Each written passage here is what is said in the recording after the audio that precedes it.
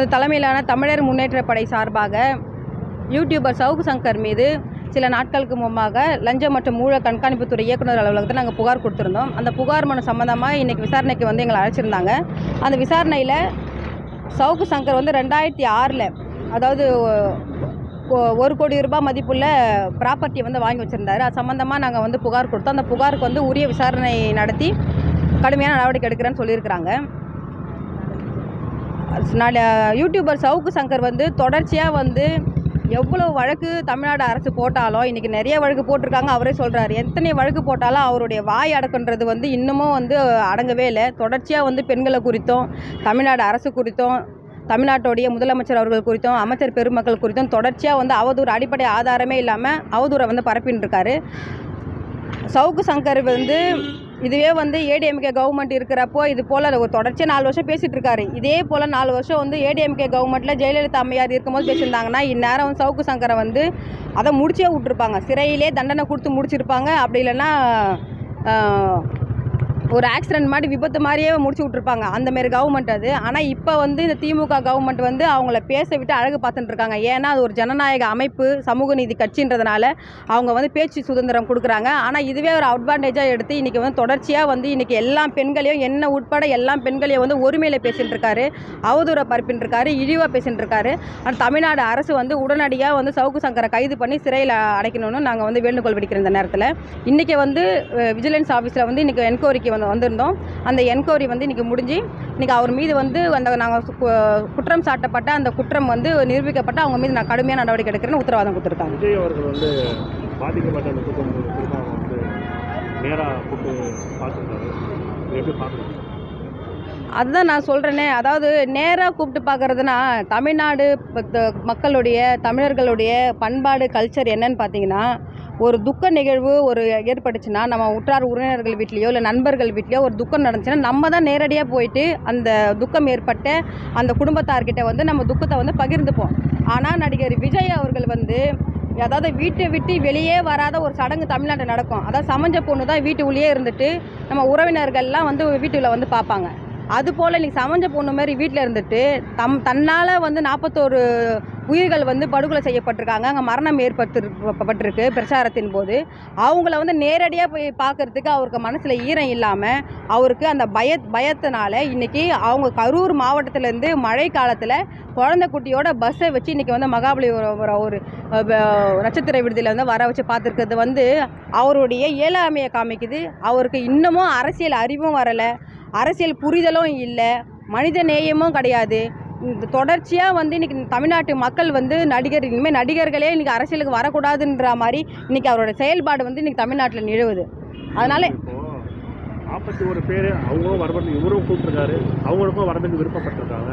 இதில் வந்து இடைப்பட்ட காலத்தில் அவங்க ஏன் வந்தாங்க, இவரே கூப்பிட்டாங்க, நம்ம எப்படி அது வந்து ஒரு தீர்மானிக்க முடியும்? ஏன்னா பாதிக்கப்பட்டவங்க அது ஏற்றுக்கிட்டாங்க. இவர் ஆதரவு சொல்கிறோம், இவரால் என்னால் அங்கே போக முடியல, ஒரு சில இது இருக்குது, போலீஸில் பர்மிஷன் கேட்டுருக்காங்க, அதுவும் கிடைக்கலன்ற மாதிரி அவங்க தரப்பு வந்து சொல்கிறாங்க. ஸோ அது இருக்கும்போது விஜய் அங்கே போகலன்னே சொல்கிறோம், நம்ம எப்படி குற்றம்? போலீஸில் பர்மிஷன் கேட்டு கிடைக்கல, அங்கே மண்டபம் கேட்டு கிடைக்கல அப்படின்றதெல்லாம் வந்து ஏதாவது ஒரு விஷயத்தை வந்து நாட்டு மக்கள் மத்தியில் வந்து அவங்கள வந்து நம்ப வைக்கணுன்றதான சொல்ல குற்றச்சாட்டு அது. அதாவது நீங்கள் வந்து சென்னை பெருநகரத்துக்குள்ளே நிறைய தலைவர்கள் சிலைக்கு, அண்ணல் அம்பேத்கர் சிலைகளுக்கு, காமராஜர் சிலைக்கெல்லாம் அவர் மாலை போட்டிருக்காரு. ஒரு ஸ்விஃப்ட் காரில் தனியாக வந்து ஒரு ஆளாக வந்து மாலை போட்டுலாம் உடனே போயிருக்காரு.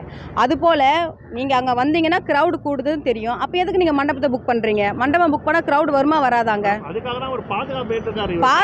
ஏங்க நம்ம மண்ணு இதில் உங்களால் தான் வந்து மக்களுக்கு பாதுகாப்பு இல்லை, உங்களால் தான் ரசிகர்களுக்கு பாதுகாப்பு இல்லை, உங்களால் தான் டிவிக்கு தொண்டர்களுக்கு பாதுகாப்பு இல்லையே தவிர உங்களுக்கு பாதுகாப்பு இருக்குது. உங்களுக்கு தான் ஒய் பிரிவு பாதுகாப்பு சென்ட்ரல் கவர்மெண்ட் கொடுத்துருக்காங்களே, உங்களுக்கு என்ன ஏங்க ஒரு ஒய் பிரிவு பாதுகாப்பு இருந்ததுன்னா நம்ம மெரினா பீச்சில் இருந்த யாரும் பொதுமக்கள் இறந்துருக்காங்க. இப்போ ஒரு கல்லூரியில் வந்து பார்த்தீங்கன்னா உணவு அது வேறங்க தம்பி. இருங்க, ஒய் பிரிவு பாதுகாப்பு இருக்கக்கூடிய ஒரு விஐபி ஒரு அரசியல் கட்சி தலைவர்கிட்ட ஒய் பிரிவு பாதுகாப்பு இருக்கிற இடத்துல நம்ம எவ்வளோ டிஸ்டன்ஸில் வெளியே தள்ளி நிற்க முடியும்னு நினைக்கிறீங்க? கிட்ட கூட நெருங்க முடியாது. அப்படி கிட்ட நீங்கள் நோக்கி நெருங்க போனாங்க என்ன பண்ணுவாங்க? சுட்டு தள்ளுவாங்களா? தள்ள மாட்டாங்களா? அவ்வளோ பாதுகாப்பு பலம் வாய்ந்த பாதுகாப்பு கொடுத்த அதிகாரிகள் வந்து முறையான பாதுகாப்பு கொடுக்கலன்றீங்க. பாதுகாப்பு நடிகர் விஜய் அவர்களை வந்து பாஜக கட்சி ஒய் பிரிவு கொடுத்து பாதுகாப்பு கொடுத்து வச்சிருக்காங்களா, இல்லை நடிகர் விஜய் அவர்களை வந்து டேக் ஓவர் பண்ணியிருக்காங்களான்றது விஜய்க்கு தான் வெளிச்சம். அது இப்போ ஒரு ஒய் பிரிவு பாதுகாப்பு சென்ட்ரல் கவர்மெண்ட் கொடுத்து வச்சிருக்காங்க அப்படின்றப்ப நீங்கள் அந்த பாதுகாப்போடு நீங்கள் பாதிக்கப்பட்ட மக்களை போய் நீங்கள் பார்க்கலாமே. அப்போ அப்படி கிடையாதுங்க தம்பி. அதாவது இவருக்கு மனசில் பயம் இருக்குது.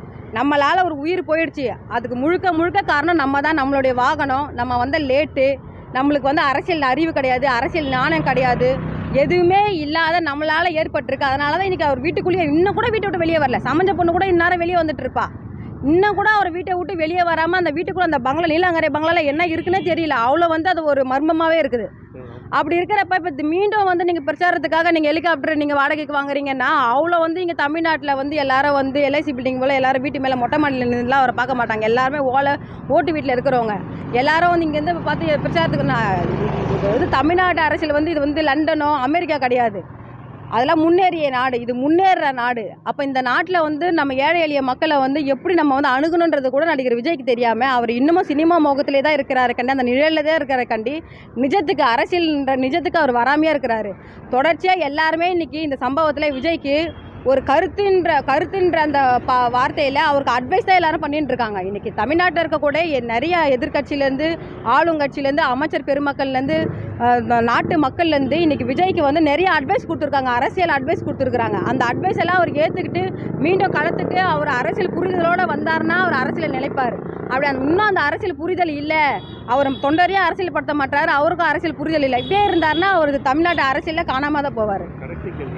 இந்த அந்த குடும்பத்தால் பாதிக்கப்பட்ட ஒரு தந்தை வந்து ஒரு விஷயம் சொன்னார். என்னன்னா இந்த மாதிரி அவங்க திமுகவை சேர்ந்த ஒரு பெண் வந்து இந்த மாதிரி ஒரு பதிவு போட்டிருக்காங்க.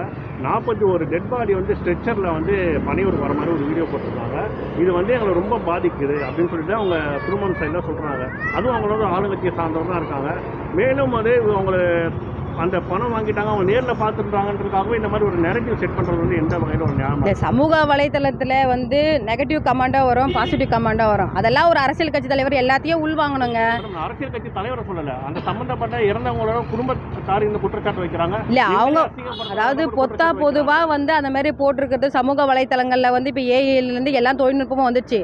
அந்த விவகாரத்தில் ஒரு பெரிய விஷயமா எடுத்து இது இவங்க தான் ஆளுங்கட்சி தான் பண்ணாங்க அப்படின்னு சொல்லி ஒரு சித்தரிச்சு அதை ஒரு விவாத பொருளாக ஆக்கி அதை வந்து பேசி அதை வந்து ஒரு 4 நாளைக்கு ட்ரெண்டிங் பண்ணோன்றது வந்து இன்றைக்கி இருக்கிற சூழ்நிலை அது நடைமுறைக்கு அது நல்லா இருக்காது. நாங்கள் என்ன சொல்கிறோன்னா நடிகர் விஜய் அவர்கள் வந்து அரசியலுக்கு வந்துட்டார், நீங்கள் வாங்க, நீங்கள் அதிகாரத்துக்கு கூட வாங்க, நாங்கள் யாரை வேணான்னு சொல்ல. ஆனால் உங்களுடைய தொண்டர்களையும் உங்களுடைய பொறுப்பாளர்களையும் உங்களுடைய பொறுப்பாளர் ஒரு சம்பவத்தில் வழக்கு போடுறாங்க அப்படின்னா ஒரு கட்சி தலைவருக்கு அடுத்த பதவியில் இருக்கிற பொதுச் செயலாளர் புசி ஆனந்த் அவர்கள் தலைமறைவாயிட்டார். ஒரு விவகாரத்தில் ஆமாம் சரி ஓகே எங்களால் ஏற்பட்டுச்சு, ஏதோ தவறியோ எங்களால் ஏற்பட்டுச்சு, நாங்கள் வந்து நாங்கள் பொறுப்பு நாங்கள் ஏற்றுக்கிறோன்னு சொல்லி சிறையில் போய் நீ உக்காந்தீங்கன்னா நீங்கள் சரி ஓகே நீங்கள் அரசியலுக்கு நீங்கள் மக்கள் நீங்கள் பாதுகாக்கக்கூடிய ஒரு கட்சி அப்படின்னு எல்லோரும் ஏற்றுப்பாங்க. நீங்கள் அதை விட்டு சொந்த மாவட்ட செயலாளர் தான் இதுக்கு காரணம்னு அவரை கோத்து விட்டு நீங்கள் தலைமரம் ஆகிட்டு இப்போ வந்து நீங்கள் வந்து அந்த வழக்கு வந்து சிபிஐக்கு மாற்றின உடனே நீங்கள் வெளியே வரீங்கன்னா நீங்கள் என்ன அரசியல் புரிதலோடு நீங்கள் தமிழ்நாட்டு களத்துக்கு உள்ள நீங்கள் வரீங்க? நீங்கள் என்ன சொல்லி கொடுக்குறீங்க? அப்போ ஏதாவது ஒரு தவறு என்னவும் கட்சியில் அவனா ஒரு பொண்ணு ரேப் பண்ணிட்டு போயிட்டானா அவன் தலைமரம் ஆகிடு, நம்ம கேஸை போட்டு பெயில் போட்டு வெளியே எடுத்துக்கலாம் அப்படின்ற மாதிரி தானே உங்கள் டிவிகே கட்சியில் இருக்கிறவன் தினந்தோறும் ஒரு பாலியல் வழக்கில் ஏதாவது ஒரு கஞ்சா வழக்கில் ஏதாவது ஒரு இந்த பாக்கு வழக்கில் ஏதாவது வழக்கில் உள்ள மாட்டேன்னு எல்லாம் தினந்தோறும் நியூஸில் வருது. அப்போ ஃபஸ்ட்டு கட்சி தலைவர் வந்து அரசியல் புரிதல் இல்லாமல் கொள்கை கோட்பாடோட உங்கள் கட்சி தொண்டர்களையும் உங்களுடைய ரசிகர்கள் கூட்டத்தையும் வந்து நீங்கள் வந்து ஒருங்கிணைப்படுத்த மாட்டீங்க. நீங்கள் ஒருங்கிணைப்பு படுத்தி உங்களுடைய பேச்சில் வந்து அந்த ஒருங்கிணைப்பு இருந்துச்சுன்னா அன்றைக்கி அந்த படுகொலை நடந்திருக்காது. நீங்கள் அங்கேயும் அந்த அன்றைக்கி யாரையும் ஒருங்கிணைப்பு பண்ணாதனால உங்களுக்கு அரசியல் புரிதல் இல்லைனால இன்றைக்கி அன்றைக்கி படுகொலை நடந்தது. அது இதுக்கப்புறம் அவர் திருத்திக்கணும். ஏன்னா இன்றைக்கி வந்து தமிழ்நாட்டு மக்கள் எல்லா அரசியல் கட்சி தலைவர்கள் ஆதரவாளர்களும் நடிகர் விஜய் அவர்களுக்கு வந்து அட்வைஸ் தான் பண்ணிட்டு இருக்காங்க. யாரும் வந்து அவரை வந்து விமர்சனம்ன்றதுக்காக பண்ணல, அவருக்கு அரசியல் தெரியல, இதுக்கப்புறம் நீங்கள் அரசியலில் வந்து இந்த மாதிரி நடந்துக்கங்க தான் சொல்கிறாங்க.